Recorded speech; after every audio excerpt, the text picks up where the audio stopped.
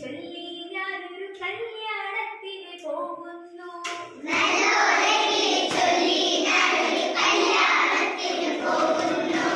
ഇഞ്ചക്കാട്ടിലെ മാടത്തക്കിളി കെഞ്ചി ഞാനും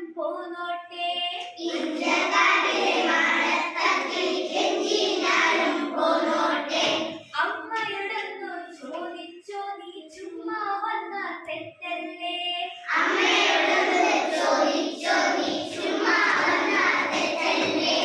നല്ലോലക്കിളി ചോദിച്ചപ്പോൾ മാടത്തക്കിളി കളിയാക്കി.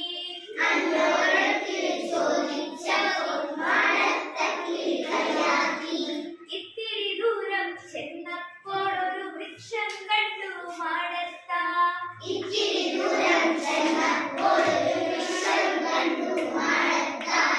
ഇവിടെ ഇരിക്കാം ക്ഷീണം തീർക്കാം എന്നു ചൊല്ലി മാടത്ത.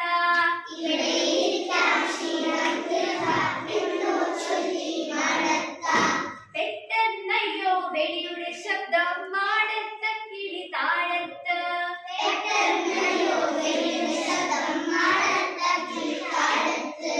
അമ്മയെ ആരും നിന്ദിക്കരുത്